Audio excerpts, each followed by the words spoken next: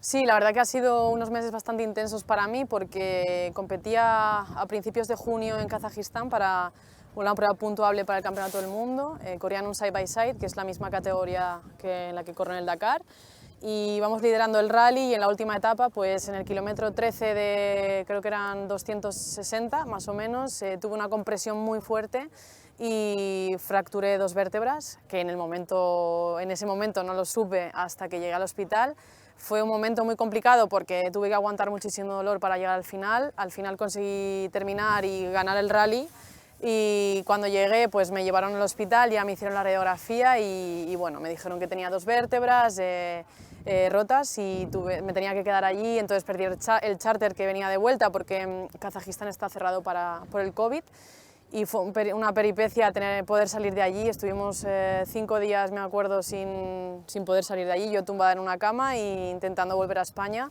Al final, pues con varios contactos, todo el mundo me escribía Luis, me escribía Carlos, me escribió muchísima gente que la verdad que fue un apoyo muy, muy grande. Al final logré volver a España y me hice las pruebas pertinentes para saber el alcance de la lesión y nada más llegar a España empecé con la recuperación, por así decirlo. El primer mes fue con un corsé que no podía moverme, entonces bueno, era de pasar de pie a tumbada porque sentada no me lo prohibieron y el único momento en el que podía quitarme el corsé era durmiendo. Total que bueno, pues así perdí mucha musculatura y al cabo de mes y medio pues empecé a hacer ejercicio. O sea, de aquí hace un mes y medio. Y bueno, ha sido una recuperación con mucho trabajo porque han sido en torno a 6 o 7 horas diarias todos los días, sin descanso, así que ha sido un verano muy, muy complicado, pero sí que es verdad que tenía muchas ganas de estar en Greenland, de disfrutar de este paisaje tan bonito y de estar otra vez con mi equipo aquí dándolo todo. Y Extreme te lleva a competir, has competido en muchos lugares del planeta, pero me imagino que no te imaginabas Groenlandia y Extreme lo hace posible. Sí, es una de las cosas por las que este campeonato me ha encandilado. Es un campeonato súper novedoso y que nos trae a sitios que jamás imaginaría. Como has dicho, Groenlandia es un sitio inimaginable, tanto que no ha habido ninguna carrera antes aquí, con lo cual ya dice mucho de este campeonato y ojalá vengan sitios mucho más espectaculares y tan afectados por el cambio climático y así logremos visibilizar cosas positivas. Y ahora más en lo deportivo, hoy pruebas libres, el shakedown y demás, ¿cómo estás con el circuito y cómo está el auto? Sí, ha sido un shakedown para mí bastante especial porque venía sin haber probado la espalda en un coche de competición, con lo cual he salido bastante cauta y bueno, sabiendo que no contaba para nada, entre comillas, esta prueba, pues sí que es verdad que quería sentirme bien con mi espalda, con mi cuerpo y así ha sido. Al final he hecho la vuelta muy tranquila, muy viendo a ver cómo me encontraba para así mañana estar segura de salir dándolo todo. Y además en este terreno, con rocas, de todo. Claro, había de todo, entonces digo, esta es la mejor prueba para saber si estoy bien o no, porque sí que es verdad que es una pista muy, muy técnica, muy complicada, que varía con zonas de arena en el principio, luego zonas muy estrechas en el medio y de piedras y zonas muy rápidas al final, con lo cual es un terreno espectacular para probar si la espalda está bien, sí. Todo lo mejor. Gracias. A very different challenge from the 2 desert-like venues we've been to before. Temperatures here much lower and a much different set of surfaces. Off the start line, fairly open. We've got a couple of tight corners where we can expect the cars to try to get in a line, but if they're not in a line by that hairpin just before the cliff face, you are definitely going to be following the cars in front through the next section. It gets very, very narrow, as we see here. One of the apt Cupra drivers heading up over the top of the crest and down through that narrow section. It is literally 1 car wide. There's an off-camber corner in there which is really tricky, and it continues right down to the lake section. In the background you can see these dirt roads are going to cut up. It's very soft sand and gravel, a real mixture, very few places to pass.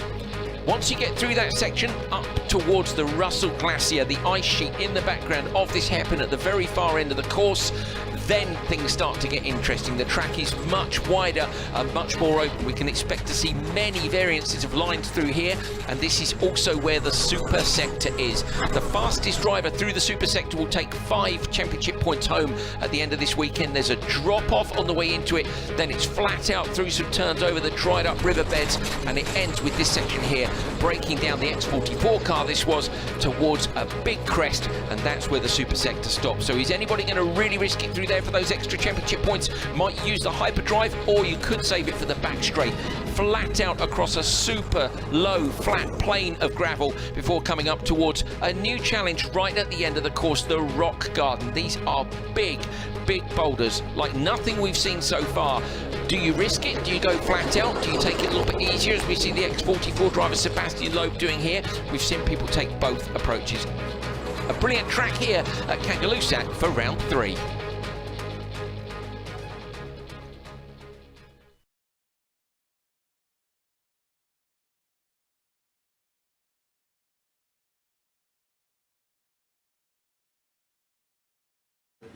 Day 1, Kangalusak in Greenland. As you've seen, some fantastic updates to the sporting format, which is going to mean that there's a path to the final from any of those semi-finals or the crazy race.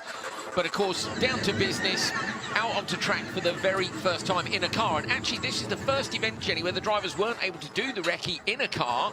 So few cars available up here in Greenland that they had to walk the track yesterday, all 5 miles of it. So this was literally the very first lap on track. Sebastian Loeb swapping over with his teammate Gutierrez. Yeah, Gutierrez picking up the ropes, and really this is a case of having to learn on the job. This is one of the only sessions they'll get before they go into qualifying. So it's a case of picking everything up, learning all of those over 8 kilometers of track and finding out, okay, what's going to work for us with that amazing setting of the glacier behind them. Absolutely incredible. Incredible as well to see Gutierrez here. Very shortly after Senegal, she was competing in a rally raid style event in Kazakhstan, and she actually fractured 2 vertebrae.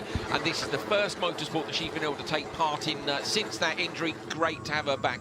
Gentle run, I would say, by X44 standards out on their very first run, but also some of the teams were stopping and starting. Jenny, there were practice starts.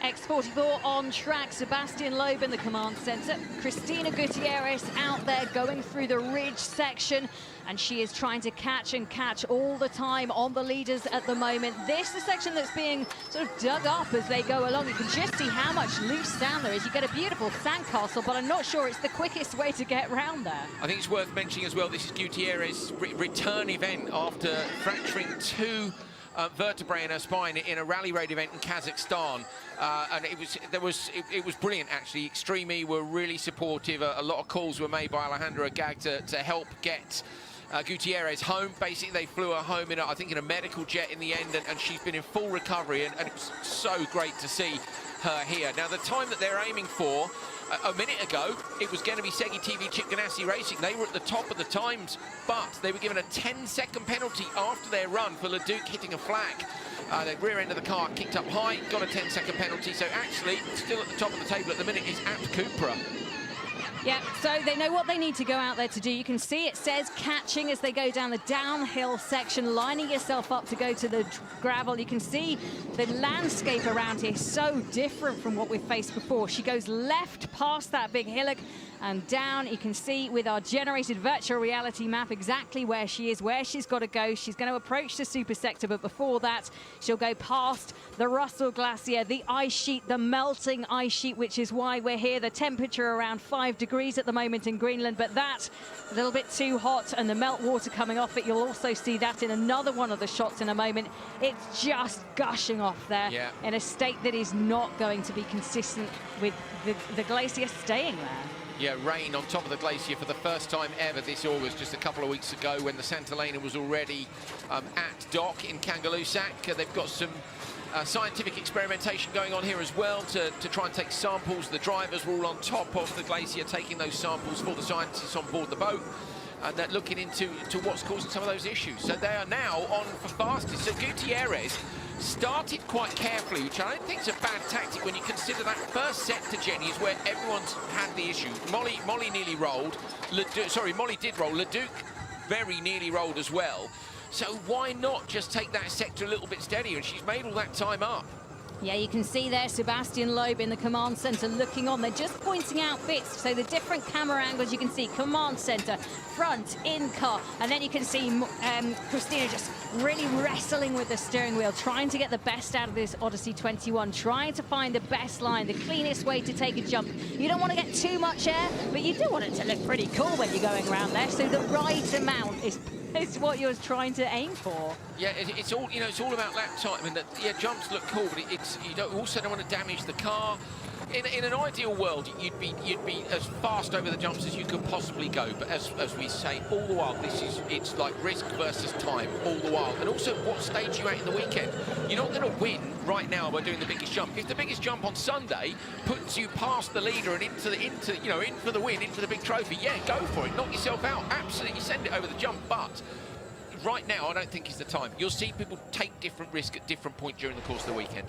Yeah, hyperdrive, I think that was the swish you heard as Christina Gutierrez used that in the X44 car just to give herself that little extra boost. Remember, each driver gets a turn at using their hyperdrive. They can use it wherever they want around the track, but makes most sense around this, the fast-flowing section around the gravel, nice, compact earth to get onto and get as much traction as you can. I'm wondering as well, Jenny, so we've seen hyperdrive used to good effect with regard to passing people, particularly last time in Senegal there was the finish straight. You know, there were places where if it wasn't for the dust in Saudi, I think there might have been places you could have got the job done, but here very definitely there is a chance to use your hyperdrive to make a pass. There's the section just in the super sector, there's the section after you climb out of the super sector. You could use it off the start, so I think tactically it's going to be fascinating. This is the first place for me where there are multiple places that it is worth using it, and that is a great, perfect line over the rock garden. You can see wheels nicely either side of the particularly high rocks and nicely judged by Gutierrez. 1.6 seconds down as she comes towards the end of the lap. So flag 30, you can see the marker. That's the marker that came down for Kyle Leduc. That's why they've got the 10-second time penalty added onto them. That's why it's the Apt Cooper team at the moment leading the way, and that is why X44 are chasing down that time. They're looking at second place at the moment. They want to increase that. They're gaining, but they'll go into the switch zone now, and this is where they need Sebastian Loeb to have a really good session. Actually, he's been a little scrappy in the past. 2 seconds lost there, Jenny, on the brakes into the switch. They were 1.6 behind, now they're 3.4. No, it doesn't sound like a lot, but that's too much. 1.8 is too much. Obviously, you don't want to risk coming in at over 30 kilometres an hour because you get a second per kilometre, so there's a lot more to be lost from it, but I think they can get that braking just a little bit closer to the mark than that. But 3.4 down, it's a great run, isn't it? You know, they're looking at that third top qualifier.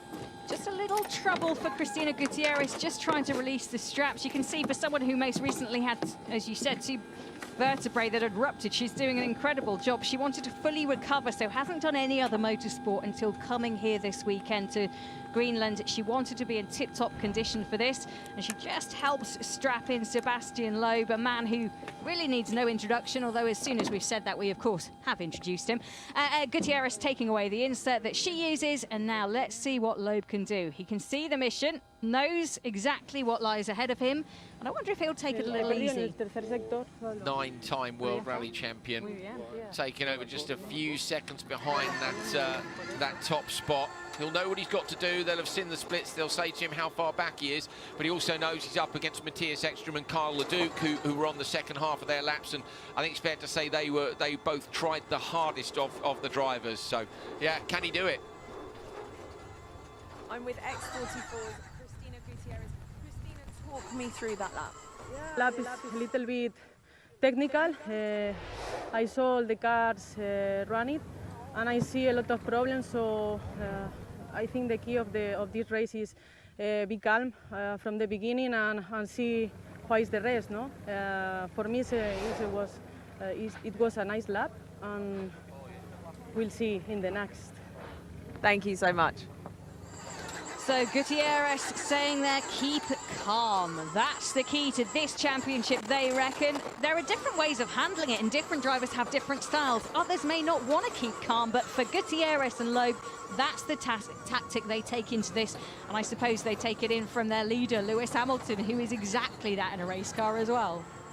Let's see through this section. Loeb's gained some time, but again, no major risk through where the big moment was for Leduc and the roll for Taylor. It was the second, basically, there are 4 sectors here, and Gutierrez made up most of her time, I'd say, in sector 2 and sector 3. Down the hill now, and back into the sandy section at the bottom. And the green light at the bottom means that Loeb is gaining. At the minute, he's 2.58 seconds behind the time of Apt Cooper, Jutta Kleinsmit, and Matthias Ekström. comes out of the ruts there to the right. You can see he was picking fresher sand, if you like, to try and find a bit more traction. This section here now is really heavily rutted, Jenny. You're looking at the bottom of the car actually running along and flattening off at the top. You can see it here where the underguards, and he runs wide, in fact puts two wheels off, but the underguards of the car actually start to flatten off the sand in between. You get to the point where the protection on the bottom of the car is almost ploughing the sand out of the way. That's fine. It's only bad if it's gravel. Sometimes it can actually lift a wheel off the floor if you reach a point where you're outside the maximum reach of the suspension. He doesn't go quite so far up the bank as we saw Kyle Leduc go, but, you know, he's still gaining. It's Sebastian Loeb. Yeah, going past the waterfront, trying not to dip any of the wheels into there. Gets slightly offline, actually, and just uses the back to swing it around and almost shoot himself up towards the hill. And I have to say that they are looking pretty impressive at the moment. We are going to go across to the comms box because Kyle Leduc has gone from taking down the flags, which we're sorry about, Kyle, to being in the comms box. Kyle, what are your thoughts right now? What are you seeing? Oh, it's great to be here talking to you guys. You don't have to bring that up just right away off the top, taking down the flag. But you know me, Kyle. I just get straight in there. Apologies. No, it's good. I'm excited. We took a lot of risk, but a lot of that lap was really easy. So there's a couple sections, obviously, you can see where we took some risk, but the rest was really mellow, and the car is really dialed good. So the team's got the truck really, really happy, and it's almost easy through some of it. You know, then the high-risk parts, obviously, you can tell it gets rowdy, but just having fun behind the wheel is super fun. It looked pretty rowdy in Sector 1, Kyle. The section where Molly Taylor had her roll. You had a hell of a moment in there, mate. How was that?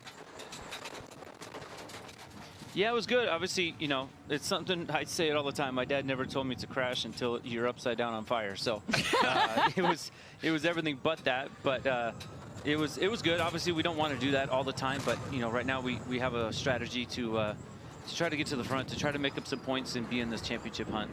We saw that somewhat with your tactics in the super sector. Sorry, yeah, super sector. Hyperdrive in the super sector. We've been saying all morning that we felt somebody would do it. Both you and Sarah tried it, and you did manage to get the fastest time in there.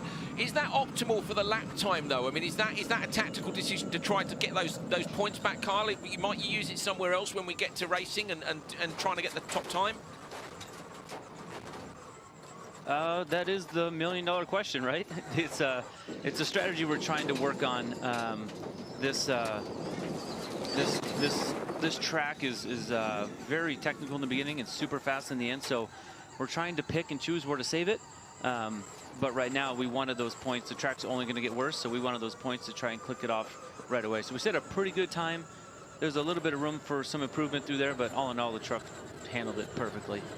Kyle, when it comes to the final, for the first time, 5 cars in there. Of course, you guys want to be one of those teams as well. What do you think is the key to getting through into that final as Loeb uses his hyperdrive? Just consistency. You know, we've had some big fails on my behalf, and you know, that's not the way I want to do this program, and that's not what this program deserves. So we're going to go a little bit different pace. A little bit different strategy, same pace, different mindset. Just nail it. You just got to nail it. You know, take the risks that are needed. Now our truck is starting to get set up better so that we can take some of the stuff. And now I think the truck has to climb a little bit up with us too. But Sarah's been good. She's been rock solid. So yeah, we just got to put it all together. All right, well, awesome. Kyle, thanks so much for taking the time to join us. I know you guys will have a lot to do back in the paddock, so we'll let you head back there. But thank you, and well done. You know, fastest time, okay, with that cheeky little flag. We'll have to get around that and go again next time. Yeah, appreciate it. Thank you for bringing all the excitement, man. You guys, as a team, make this definitely worth watching. Thanks, Carl, so much, mate. Much appreciated. Didn't even pay him to say that. Right, Loeb comes up to the end, and they have gone fastest. They set the pace for X44.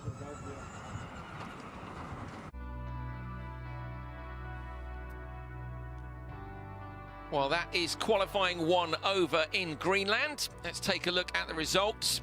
Gutierrez and Loeb for X44 at the top of the table. Will they be top qualifiers for the 3rd event in a row? Kleinschmidt and Ekstrom have been furiously fast here in P2 for Abt Cooper. Price and Leduc as well. They would actually have won the session if it wasn't for Leduc tapping that flag down right at the end.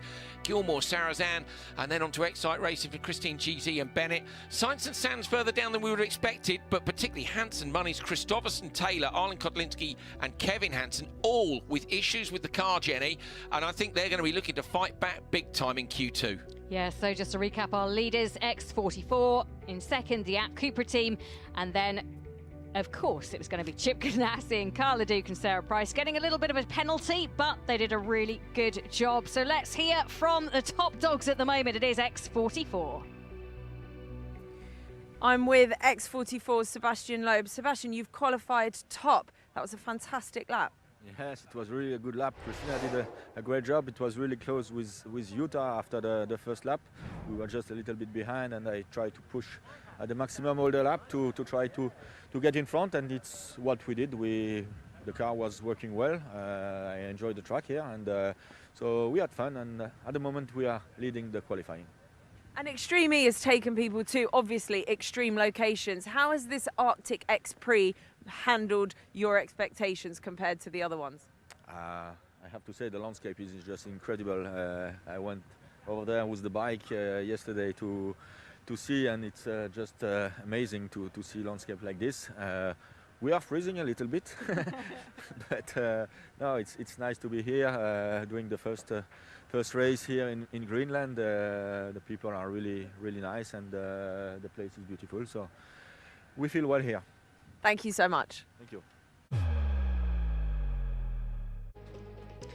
So it's time for qualifying to continue. We're in Kangalassak, as you can see, and at the moment positions, well, first it is the JBXC team, then it's of course Veloce with Abt Cooper, not setting a time, Excite Energy, no time for them either, and the Segi TV Chip Ganassi Racing team also not setting a time. 30 seconds on the clock, and I would say there's some opportunities to be had here. Very much, very much. If you were a team who you're thinking, do you know what I suffered in that first qualifying session, and I think probably you know, the likes of Rosberg Extreme Racing would be thinking that. They're going to be going last, of course. We haven't had a clean run. Even JBXC, they had a stop for 20 seconds on the way in, and Veloce had a problem as well. But this is Sebastian Loeb and Christina Gutierrez for X44. They've been the top qualifiers at every event so far this season. And at the moment, they are in that top qualifying position after winning Q1 earlier on today. They're going to be hoping that they can get a clean run in here. Yep, Sebastian Loeb in the car. Let's see what he can do around this unforgiving, I think it's now fair to say, Arctic racetrack. It certainly caused people a few headaches, hasn't it? And I think people are starting to reassess how they approach this weekend. Oh, flat out, I want to win qualifying. We've been saying it a lot, haven't we, Jenny, about how do you manage the risk? What do you want to do? And certainly now when you're looking at the timing screen and going, hang on, I could get a P5 here really easily because of the people who've retired or had issues, maybe even a P4. Suddenly you're looking at climbing a long way up that table without taking any risk whatsoever. And as we say that, Loeb gets sideways. Steady on now, half a second back. He's coming up now to the section where we saw the issues this morning. Keeps the car straight. We're on the backwards view, which we saw a little while ago with Carl Leduc when he had his problem. Oh. It's heart and mouth stuff, this. Remember, if you qualify first, you go through to semi-final 1. Also, 5th and 6th goes through to that semi-final. If you qualify 2nd, 3rd and 4th today, you go through to semi-final 2. And then 7th, 8th and 9th gets you through to the crazy race. And top 2 go through semi-final 1, top 2 semi-final 2. And the winner of the crazy race finds their way into the final 2. Now, I was thinking, Jenny, that semi-final 2 was a bit of a tough gig because you've got your P2, 3 and 4 drivers. Therefore, it's going to be a very hard race. Because of the random nature of qualifying here, I don't actually think you can pick any of the races as an easier or a tougher race, because I think our quick teams are going to be spread throughout these. We've definitely got 6 teams here who are capable of winning pace. We've seen it with the various drivers out on track. It's just they're all struggling to get a run completely clean, completely together. could be pretty fascinating. It really could. You can see the sky, the clouds are very heavy above. We've had the threat of rain coming in, and you can just see there Loeb not managing to get into that ruck, gets kicked to the left of it and takes in a little bit more shrubbery than he probably would have liked. We've seen a few people struggling with that. A little bit of sideways sort of movement of the car. Doesn't look very comfortable, and losing a little bit of time as well now. 2 seconds down. I think Loeb doesn't need to worry too much, does he? Because at the minute he's up against JBXE, which is Kevin and Michaela, and they retired from Q1. So in some ways, his target time, I mean, he's going to have an eye on the others, isn't he? I'm trying to look at the results and see. I think they're almost a sure thing, Jenny, because the Don't say that. No, what are you doing? Well, Commentators curse or what? Yeah, well, that's a good point. Yeah, they won't be loving that. But I'm looking at the teams that are yet to come. So we've got Andretti United, who had a problem in Q1. Where were they? Yeah, they were P7. We've got Rosberg X Racing, who were P8. We've got Acciona Science. So Acciona Science were P6. So you know what? All that Loeb and Gutierrez have got to do is get this car around safely. And if you were the team manager, you'd be looking at this and going, don't do anything stupid. Literally P3, P4 will be good enough for top qualifier. Do you think Lewis is on the phone to them? He's finished qualifying and he's just saying, guys, just reel it in, it'll be fine. I suspect Lewis has had a fairly busy afternoon with, it wasn't just a threat of rain in Spa, was it? So yeah, Lewis not with Extreme E this weekend, as you can imagine. Hands somewhat tied, trying to have a little bit of a fight for pole in Spa. Tell you what, though, he sent his good luck messages to Loeb and Gutierrez this weekend. He said he was very much missing them, would have loved to have been there, would have loved to have seen the work they've been doing with local schools, with the local community. And this weekend, a really sustainable weekend when it comes to Extreme E, making this very first visit to Greenland of any motorsport. I think it's fair to say Kevin Hansen's time, his first lap was really impressive, wasn't it? Considering that he didn't get his run this morning, Jenny. So he had the Ureki run, if you want to call it that, the free practice run yesterday. What did they do in free practice yesterday? He actually had a puncture, didn't he, towards the end of his run? Bit of dust, we're okay though. So yeah, Kevin had a big jump from Loeb. Kevin had a puncture in free practice. He didn't get his run this morning, but at the minute he is still a second up on the 9-time World Rally Champion Sebastian Loeb, who's had an extra event in the car compared to Kevin. So great job by Kevin for JBXE. As a team, they've got to try and focus on those positive things and say, right, we've made progress, we're going the right way, we're on the pace of the top teams, what can we do with the rest of the weekend? And with everything having been so topsy-turvy in terms of results, you almost can't count anyone out for a win. Hyperdrive used there by Loeb as he went towards that gate and the little kicker jump across the riverbed, so nice time to use it. Windscreen wipers on. Doesn't look like it's raining at the moment, but sometimes we have seen the wipers being used. That really long, wide shot that shows exactly where they are racing for qualifying. Now, Loeb, at the minute, as I say, within half a second of Hansen. Remember, Hansen stopped just before the entry to the switch zone. So you can expect that gap to remain within a few seconds, I think, right the way up to the entrance to the switch zone. The second he crosses the entrance to the switch zone, I think he'll immediately take a lead in the region of around 20 seconds. He's fastest already, but you can see not by very much. But watch for that as an indicator as well of how much time Kevin Hansen lost sitting at a standstill on the way in. Oh, yeah, that's a good point. I think that's low clouds just starting to threaten, and that could be another problem for the runners still to come, but we'll have to keep on watching the conditions. Live position, second at the moment, as you say, just undulating between those different positions and through this very difficult part, through the rock garden. I feel like just easing off a little bit, but that's why we've seen so much carnage there. So Sebastian Loeb navigates that safely through gate 29, then up the final slope, does a little kicker jump, up to gate 30. Yeah, you can see a little bit of the water that's accumulating on the windscreen, so there is a bit of precipitation around. Look how quick Kevin was through the last sector. So Loeb was up on him with a couple of sectors to go and now 3 seconds down. But as he crosses into here, this will give you an idea of the time that Kevin lost. Here we go. Wait for it on the way into the switch zone, crosses the line. Well, okay, only says 10 there, which is interesting. We reckon Kevin got it started inside about 20, didn't we? He really managed to restart that car very quickly compared to some of the people we've seen. Actually, it would be 15, wouldn't it? Because Loeb was 3 seconds down, is now 12 seconds up. So 15 seconds lost, I reckon. So that's, yeah, certainly the quickest reset. Loeb in now, and they just need a clean lap now from Christina Gutierrez. Just got to go out there, bring the car home, and it's top qualifier in the bag. He said. But he's right, absolutely. Just desperately, I just don't not want you. cursing them. Yeah, Sorry that's all. already, sorry. Christina Gutierrez, a remarkable story to even be here in racing. As we've said before, she was involved in a big crash at the Kazakhstan rally. She did win the class, even with 2 fractured vertebrae. She's been recovering since then, but this is a real test for her body, mind and soul as she gets into the car. Let's hear if there's a little word.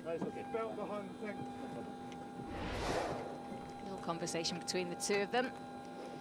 They'll be hoping for a relatively pain-free switch. Both of the sort of gull-wing doors on this Odyssey 21 are open as she's getting help from both sides to just try and get herself seated comfortably. She's got a little insert there.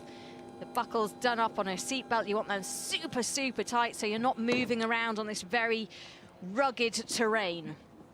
And that's a good job done for Loeb. Come on, don't speak French. I think it was it something to do with 5 points, wasn't it? I'm not quite sure. So, what will the briefing have been? Gutierrez got to get a job done. Loeb's done his bit. I'm with X44 Sebastian Loeb. Sebastian, you're currently leading this qualifying session by 11 seconds. The car went wrong for a lot of teams. How did your car feel? It was okay, but it was really rough and bumpy. I started the stage by knowing what happened to the others, so I tried to be safe in the tricky places, safe in the rocks, because I see a lot of punctures. So I tried really to do a clean lap without any risk, trying to push in sector 3 for the super sector, but everything went fine, so I hope Christina will do a good job. Thank you very much. Fascinating there. So Loeb admitting that they did try to get the super sector, put in hyperdrive, tried to give it some welly. It's actually one of the safest parts on the course. You know, we know it's rare. There's a couple of little drop-offs in there. It's not too savage. This section here has been a massive risk for everyone. And it just goes to show you that Loeb and co are looking at all of the footage. They're looking at all the teams going through here. Look how steadily they're taking it. That's where both Molly and Kyle Leduc had their huge moments. Well, Molly had a roll and Leduc nearly. Yeah, Gutierrez, they're 21 seconds up. There's absolutely no point here in them going full banzai. I don't think Gutierrez will go for the super sector. It's just a case of bringing it home. It's the clever thing to do, isn't it? If you're the team, it's what Lewis would do. It's what Loeb would do, yeah. And it's what Gutierrez is doing right now as well. Very sensible driving. 21 seconds in the lead at the moment. Be interesting to see if she uses her hyperdrive at the same point. I would imagine she will. I think Loeb's the only person with more FIA World Championships than Lewis Hamilton, isn't he? Yep. Well, at the moment. Yeah, I know. It's amazing, isn't it? It is incredible, really, the dominance of those guys. It's cool, actually. I think it's a really cool synergy that Loeb drives for him. Yeah, I like that. Yeah, when really you saw the pairing when it was first announced, you were like, well, who else? Yeah, you can't sign somebody. You know, who am I going to sign? I've got 8 F1 titles. I think I'll sign a guy with 9 WRC titles. That makes sense. It'll be really interesting, actually, to see who does want to come into this championship when it comes to season 2, because it's really appealing to a lot, and they'll be looking at this and thinking, this looks fun and this looks different and this has got a cause that I really want to be part of. I know there are a lot of drivers who are very keen to get themselves on that rookie test later on this year. The emails will have been flying in. I think applications close in a few days' time, not long after Greenland, and I'm sure there'll be some very interesting CVs dropping into Extreme E's inbox, and then it's really a case of who the teams want to select from those CVs to come along and try the car. Did you finish your CV, by the way? No, I mean, I'll definitely ping an email in. Obviously, I imagine I'm a strong choice alongside the likes of Sebastian Loeb, you know, Johan Kristoffersen, Ekstrom, Coley. I mean, you'd bring something to the team. Maybe a bit of banter. I mean, there's some really talented young drivers out there, but also it's important to note that the rookie test isn't just for young drivers. Anybody who has not competed in Extreme E can enter the rookie test. So there are some very good drivers out there, Jenny, at the minute who are somewhat underemployed and would be looking to do it. Yeah, Lewis maybe. Can Lewis sign up for his own squad? Oh, could you imagine if Why not? He finishes... I've seen him ride a MotoGP bike. I mean, we know he's a very capable guy. I've actually interviewed him once on a job when he was back with McLaren, and he said how much he enjoyed rally driving. He'd been blown away by the skills of a rally driver that he'd had a ride with somewhere. I mean, I'd love to see Lewis come and have a go. Then we've got to get Jensen in the car again. I have a feeling that might not happen until F1 this season's maybe, finished. maybe. But, you know, let the man concentrate on the job there. It's got some very stiff competition this season. And I tell you what, this will be stiff competition tomorrow. 5-car final, and Gutierrez out there just holding, really, maintaining that lead. Oh, as I say that, she just loses a little bit, but that's pretty decent. Yeah, 14.3 seconds up at the minute. There's no need, really, to take any massive risks. And you can actually see what Loeb was saying about how rough it is up at the back section there. We knew the surface was very different here in terms of the amount of gravel there is. And I think Gutierrez, yeah, dropped another second here. They don't even have to win, Jenny. That's the thing. They don't even have to win, because the cars that are yet to come have already got one bad result from a previous session. They're probably going to be okay even if they don't. It's raining quite hard, but again, no problem. I was going to say, she's not got her wipers on, and that's definitely down to the preference of the driver. Some people find it more annoying to have the wipers going. They'll happily just take a little bit of rain spots on their screen, and that's fine for them. Others just prefer it to be totally clean and have the wipers going, but you can then smudge, can't you? It's a little bit like choosing wets when it's not quite wet enough. You know, yeah. If you put the wipers on, when it's pouring with rain, they work great, but if there's only a little bit of moisture, you can end up with a smeared screen and not such a clear vision. There we go. They're on now. I was going to say, actually, do you think they might be broken? But I'd say it's properly raining. Looking at those pictures, I think there's probably more rain in the valley than we've seen through the course of the rest of the weekend so far. Only 8 seconds up now. So this is a very similar approach to her teammate Sebastian Loeb, and it's the right approach. Yeah, hyperdrive goes on.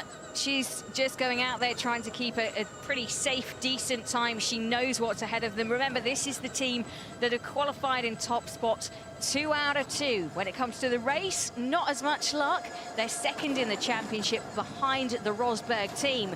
But this weekend, they could really come together and do some decent work, I think. Get some really good points. And remember, 12 points on offer for whoever is the top of qualifying at the end of these sessions. Well, they're going to be able to nick a few off RXR here, aren't they? Although they'll probably be a bit disappointed that RXR are going to have be in a great position here to recover somewhat. Where did they finish? They finished the first session in 8th, but thanks to the issues here, again, I reckon Johan and Molly will be looking at very different tactics than they thought they were. They're going last in this session, which I believe was to give the team a bit more time to repair the car. You know, you'd have been thinking, we're going to have to send it, we're going to have to really go for it, going to need a top time. And now they're probably looking at it and going, you know what, steady as we go, we're going to go P1, P2 and get ourselves up to 4th in qualifying. Oh, Christine just going through there, and you're just watching her thinking, please be careful, because it's so aggressive. Those rocks are so large, it's like driving on the moon. They're so big. 3 minutes. So the voice of Scott Elkin there just in the background, but it's the fastest time of the day for Sebastian Loeb and Christina Gutierrez, setting the pace and just setting the screens alight. Great to watch them.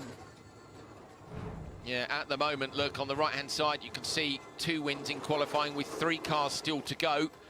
I think... Well, that was some way, wasn't it, to finish qualifying. Absolutely brilliant performance from Taylor and Christopherson. 14:26.6. They win Q2 by 10 seconds from X44. X44 do hold on to that top qualifier spot, but that fight back from Taylor and Christopherson was epic. Yep, so let's have a look at the combined classification points, and it shows that Loeb Gutierrez are in first place, 17 points. Then going into semi-final 2, Ekstrom and Kleinschmidt in the Alps, then RXR and Andretti United. Now, joining Loeb and Gutierrez in semi-final 1 will be the Sarrazin team with Veloce and the Axiona Science 2. This is the points from qualification, so where they finish. These are actual championship points rather than qualifying points. P9 for Excite. Unfortunately, there were a few issues for a few teams during the course of today. What's fascinating for me is the way the semi-finals are played out. Semi-final 2 is very tough indeed tomorrow. Brilliant fight back by Christopherson and Taylor. They ended up with P3 in those standings by just 0.4 of a second on a countback, basically on the super sector. So Ekstrom beat Christopherson by 0.4 of a second from the first section. The first qualifying session. That's why they ended up P3 when they were on equal points. Brilliant. So it's the X44 team once again, our top qualifier. Let's go down and hear from them with Caroline de Moraes in Greenland. I'm with X44's Christina Gutierrez. Christina, congratulations. You won both qualifying and 12 championship points. You must be feeling good. Yes, the feeling is incredible now. The team, the work team was incredible. Seb did a very nice job, and for us is something take it easy in the track, because now it's totally destroyed. And it's easy to make mistakes. So for us it's a good day. Thank you. Here is what's happening with the championship standings. Okay, semi-finals first of all. We've got Loeb and Gutierrez, Sarrazin, Gilmore, Sainz and Sands. To me, X44 are clear favourites, and we know that was kind of what was going to happen in semi-1. That's that huge advantage for being top qualifier. Look at semi-final 2. Yucky, yuck, yuck. If you want it, 2 cars go through, 1 will be left out, and you have got big hitters. One of those is going to be very unlucky or unhappy at the end of semi-final 2. Remember then this time that the crazy race, semi-final 3 if you want to call it that, I know we can't have that, then there is a route to the final from there. The winner of that race will go through, so all to play for tomorrow, but these guys unbeatable today. Yeah, and what a job they did. Sebastian Loeb and Christina Gutierrez, they showed exactly why the class qualifiers of this show. They absolutely bossed it out there, going over the rock garden, the most challenging points of this track. We've seen big problems, no problems for them. Make sure you come back. We have great semi-finals lined up and a 5-car final. You don't want to miss it. Don't go anywhere. Cristina, ¿cómo estuvo la clasificación? Están en el primer lugar. ¿Cuánta importancia tiene el primer lugar en Extreme? Bueno, tiene mucha importancia porque se reparten puntos para el campeonato, así que la clasificación forma parte de una buena importancia en lo que es el campeonato, en la repartición de puntos. Y bueno, ha ido bastante bien. Desde el principio pues hemos salido bastante fuertes, hemos estado siguiendo a todos los competidores y en función de eso pues nos gusta un poco hacer nuestras estrategias y bueno, tampoco asumir demasiados riesgos viendo lo que está pasando con todos los demás, y especialmente en la segunda parte de la quali, que ha habido muchos problemas y ya con terminar nos valía prácticamente, así que ha sido salir a terminar y la verdad que ha sido un trabajo en equipo muy bueno y se lo ha hecho de una manera increíble. Ahora, qué importante, y se nota la importancia de que los dos pilotos sean parejos en cuanto a la conducción y en cuanto a los tiempos. Sí, en este caso sí que es verdad que nosotros nos asemejamos en cuanto a forma de pensar, ¿no? Porque sí que mantenemos la calma y hablamos mucho entre nosotros, cuál es la mejor estrategia, ahora sí, ahora no, ahora hay que apretar, aquí mira a ver. Entonces hay mucha comunicación y creo que esa es una de las claves que hay que hacer para hacer buenos resultados. Físicamente, ¿cómo estás? Bien, es verdad que no estoy al 100% como me gustaría, pero la verdad que estoy muy contenta porque, claro, no había conducido hasta ahora y la verdad que sorprendida con la reacción de mi cuerpo a un track como este, porque está bastante roto y vamos bien, vamos bien. Bueno, todo lo mejor. Gracias.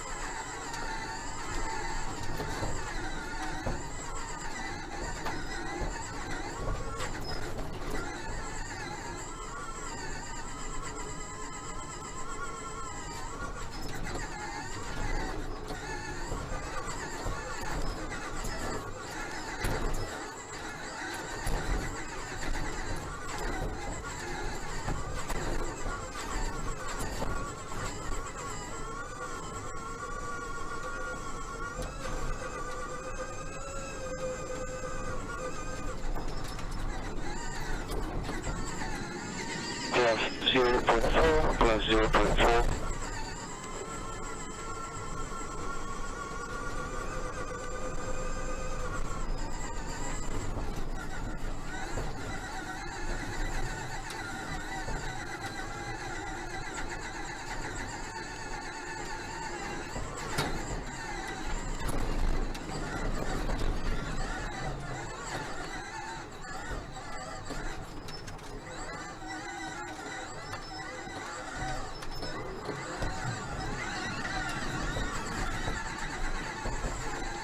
plus 0.7, plus 0.7.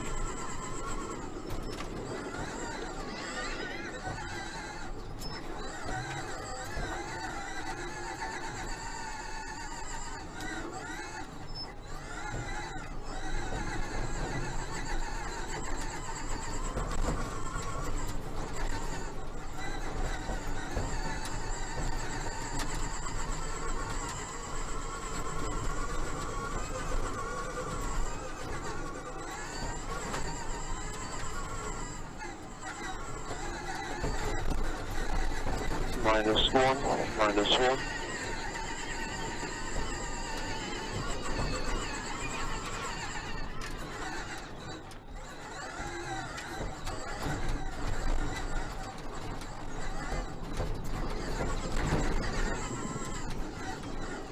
Minus 4, minus 4.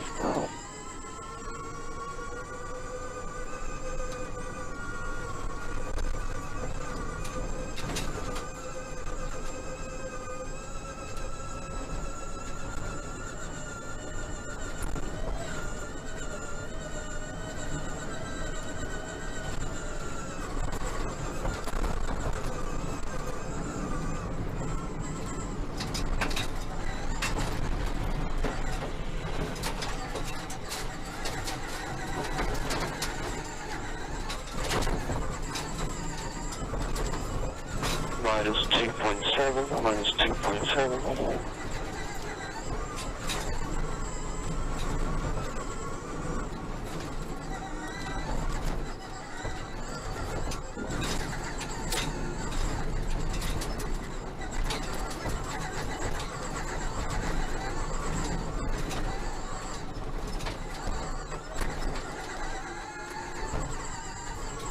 Minus 0.4, minus 0.4.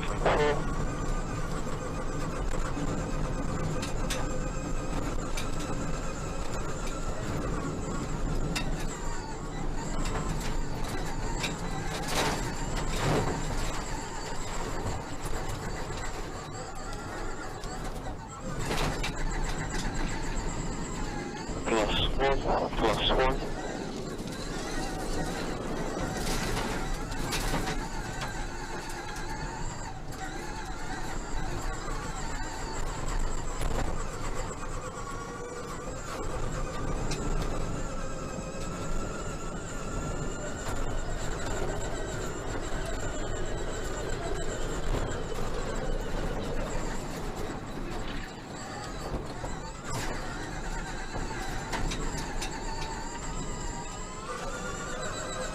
Reminder for hyperdrive, plus 1.4, plus 1.4.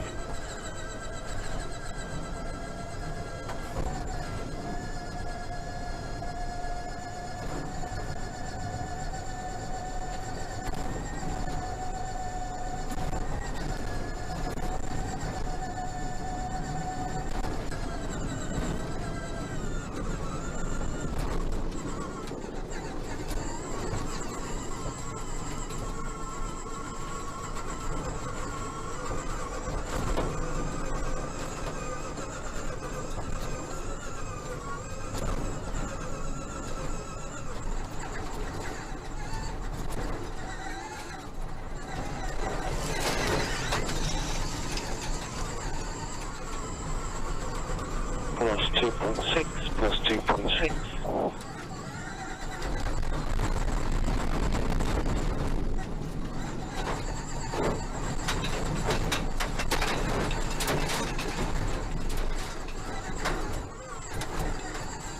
Switch bay number 2, switch bay number 2, watch the speedometer.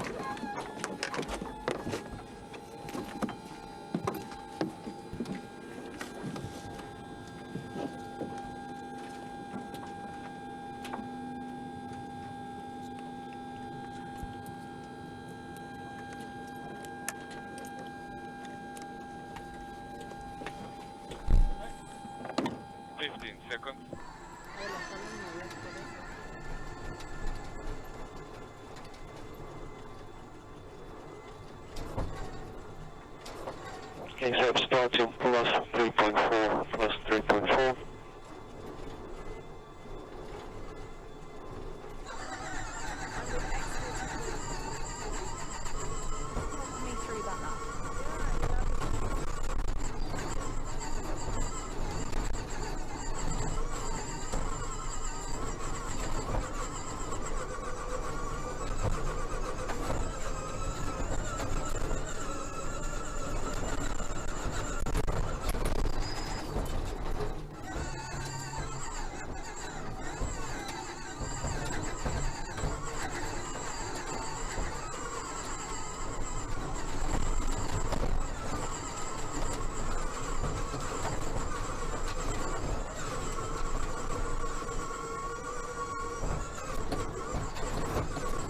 Plus 5, plus 3.8, plus 3.8.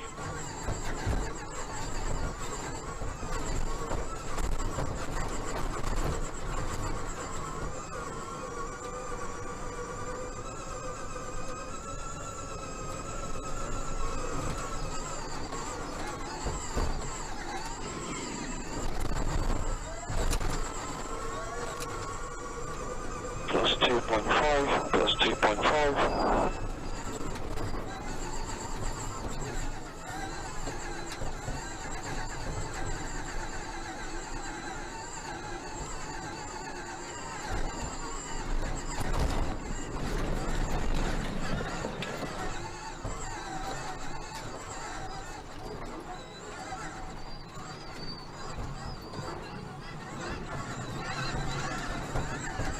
Plus 2.1, plus 2.1.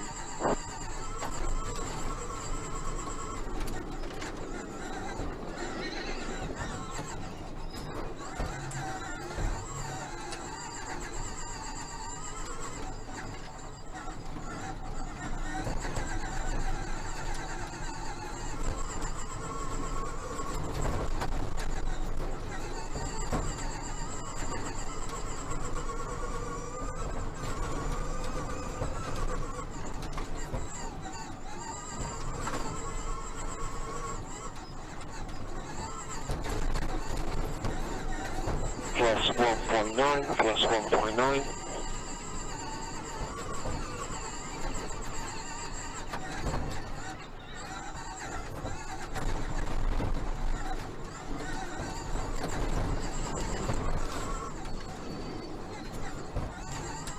Plus 1.1, plus 1.1.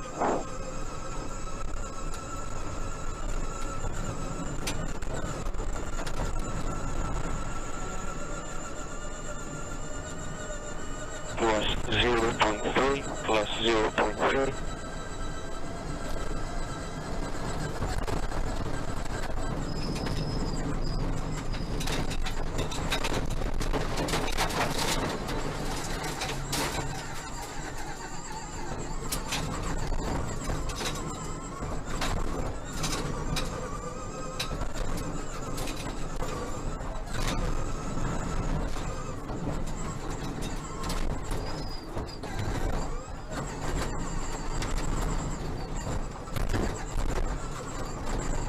Minus 0.5, minus 0.5.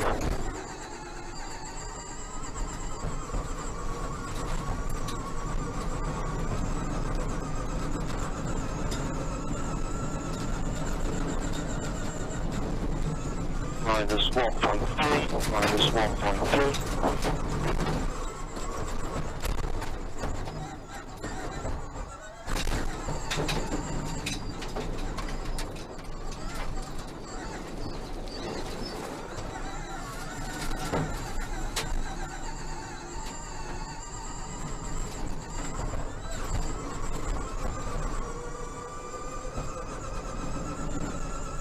Minus 0.5, minus 0.5.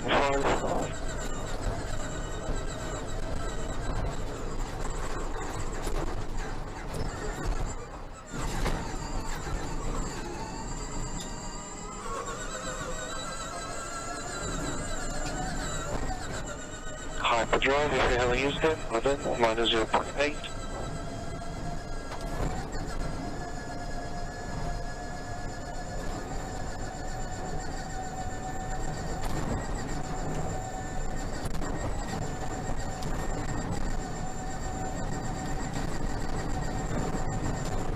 minus 1.2, minus 1.2.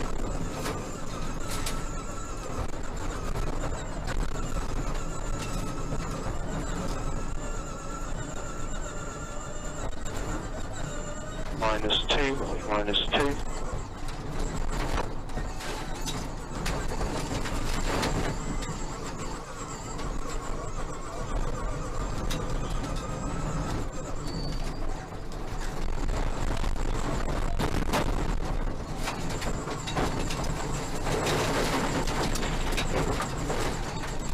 Minus 2.8, minus 2.8.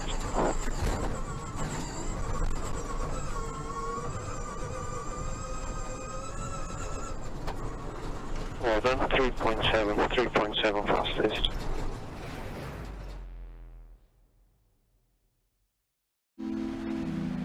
So the third race is the Arctic X Prix in Greenland. Have you been? I haven't been to Greenland. I can't wait to go. I heard that there's 1 million years of snow that's turned into ice. Can you imagine that? I think it's stacked up 3 and a bit kilometers high, and a few teams in the 90s dug a core through those 3 kilometers, and it's almost an annual record of climate. And that record showed for the first time that the Earth system flick-flacks in between those states of extreme cold and heat. Sorry, what do you mean flick-flacks? It can go from being warm and mild like now to an ice age and then back again in 6 to 10 years. Okay. And we had to understand how this happened, because if you provoke a system like that, it's going to bite you back. And we've got this 1 million years of snow and ice, 3 and a bit kilometers deep, that we're melting much faster than scientific predictions of just a few years ago. If we melt all of the Greenland ice sheet, then sea levels rise 7 meters. Wow. Which means that any number of cities around the world along the coast, take your pick, will be submerged. Does it make sense us going there and racing these cars around on this surface? What does that actually do? Is it worthwhile us going? Yeah, the idea is very careful selection of site. The race, as I understand it, is off the ice sheet. And given the way that Extreme E works, I'm confident that the right choices are made. It's essential. Yeah. It's a fragile environment. So once we go there, the learnings that we find, what's the plan for what we leave there? It's not a race this week and then we're gone. Yeah. We're partnering with the UNICEF to do education for school kids on climate change, where we're doing things like simple maths, but with climate change backdrop to it. Great. So with temperature rises or a consequence in terms of carbon Fantastic, and so on. Yeah. It is about education. So, you know, we were not fortunate enough to know about these things when we were little and at school. So I think this is going to be fantastic. Exactly, and what a wonderful thing for the children of Greenland to grow up knowing exactly what they're living next to, this wonderful archive of past climate, but the threat that it holds to the world. It's easy to be told that ice sheet is melting, but when you see images of it and how big it is, it means something else. And it's probably the most important subject of today, I would say. Well said.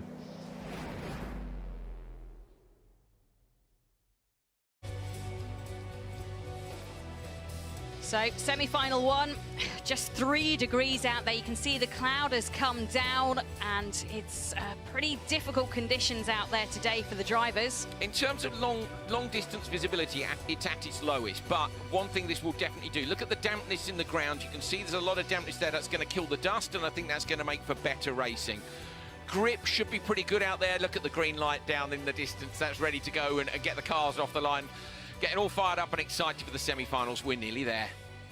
I'm on the pre-grid ahead of semi-final 1 with X44's Christina Gutierrez. Christina, this is the first ever motorsport race in Greenland. How excited are you? It's very exciting for everyone, I think, because it's the first time ever to race here, so it's very special. It's going to be a wonderful race, so I'm very happy to be here in Greenland, and I hope to come back again. Thank you so much. Thank you. So Christina Gutierrez there, the X44 team. She'll go first off in the car, handing over to Sebastian Loeb.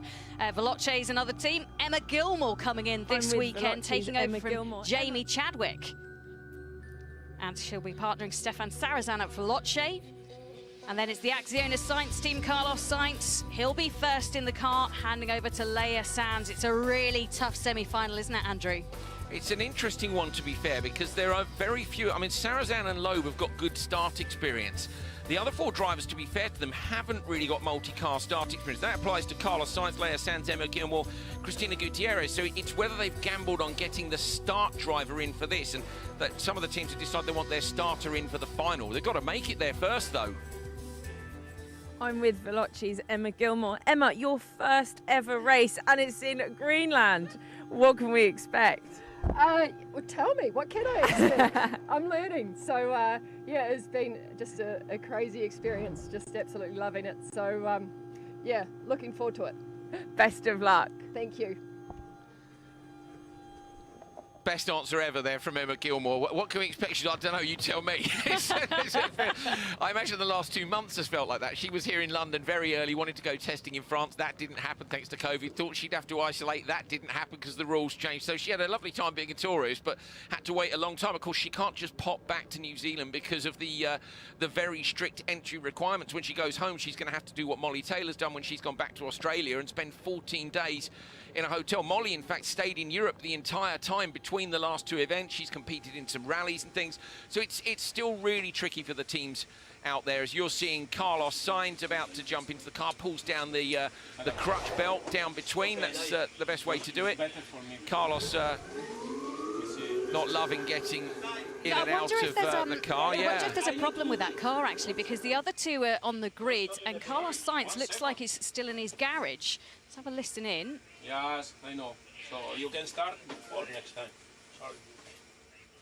Okay, well, they're obviously still in the tent. You can see the other two cars for X44 and Veloce down in the staging area waiting. They might actually be in the grid already. I think they are. Yeah. They are. So this is a strange one. We're going to have to try and find out exactly what's going on. Emma Gilmore, Emma, she won't be. I'll tell you what, Emma won't be disappointed, and neither will Christina if Carlos doesn't turn up. But I think he's going to. I think the Matador is just having a little bit of a mind game here. I'll be there. I'll be there in good time when I'm ready. Gutierrez warming up the brakes. So you can see, she's left foot braking, which is standard for any competition driver. Watch her left knee drop down. And as you head up to the start gate, a little bit of throttle, a little bit of brake, a little bit of throttle, a little bit of brake, and that just helps you feel. Watch the nose of the car dive as she jumps on the brakes, and that's just to put some heat in the brakes. You don't want to come to the first corner, and we don't even really know what the first corner's like because of this change to the track. So that the drivers like us, they're going to go off the line and all the way down towards turn one, flat out, Jenny. The first time they're going to hit the brakes in earnest is for the turn, waypoint 6, turn 6, the open hairpin left, and we don't know how rough the ground is in between. Are they going to be flat out down there? It's very, very much the unknown. So many question marks, aren't there? And look, the rain coming down as well, windscreen wipers flashing. My word, there is a lot at stake as semi-final one gets underway.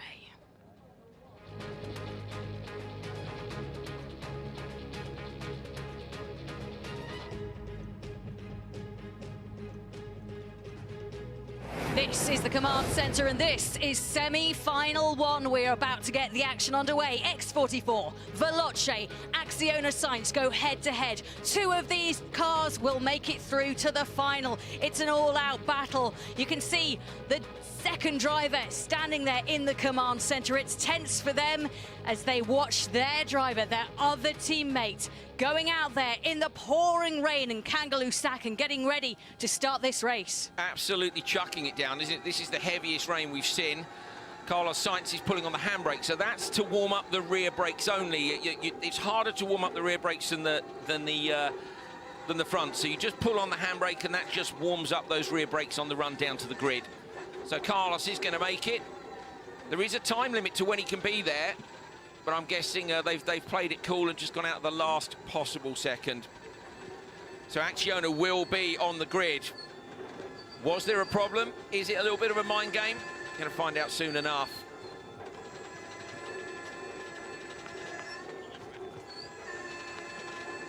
Well, Carlos Sainz in the car. He is El Matador. He's vastly experienced, knows what he's doing, knows how to play the mind games. Maybe it's all part of that, because he's going against Christina Gutierrez and Emma Gilmore. And he will be, by a long shot, the last to the grid. You can see the others with their lights on, and he's just pulling on his seatbelts, getting himself ready. Yeah, just tightening the belts up a bit. Emma Gilmore does have start experience. She did some global rallycross, so she's had some wheel-to-wheel action. It was a while ago. Obviously, Gutierrez and Sainz as well have both started races this year in Extreme E, and that's different, of course, for Emma. She's not started a race like this. She's done a couple of starts during the course of the weekend during qualifying, but not had to go off the grid with multiple cars. It's not exactly smooth, is it, Jenny? Looking in front of the grid there, it's pretty Baja-like. Amazing. Let's go down for another interview.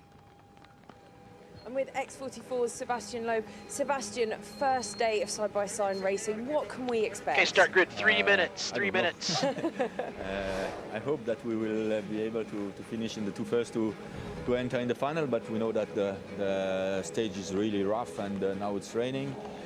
3 cars in the same time in this track will be tough, so I think we will see some interesting battles, and hopefully it will be a good fight, and we'll do our best. Thank you.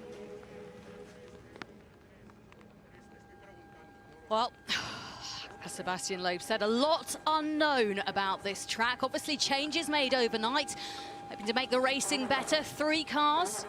Once again, as Sebastian said, for the first time this weekend, and for Emma Gilmore, the first time she'll have done a racing start in quite some time. So how aggressive do they go out? That's the question, Andrew.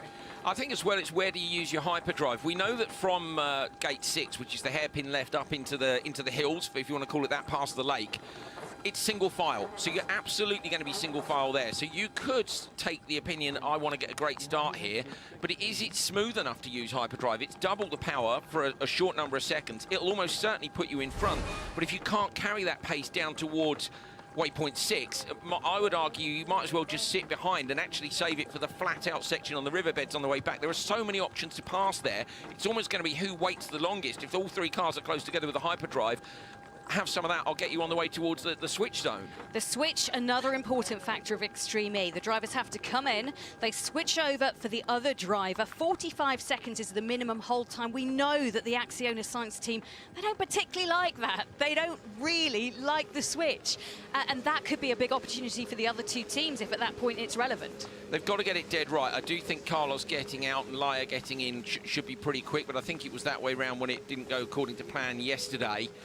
They lost about 5 seconds.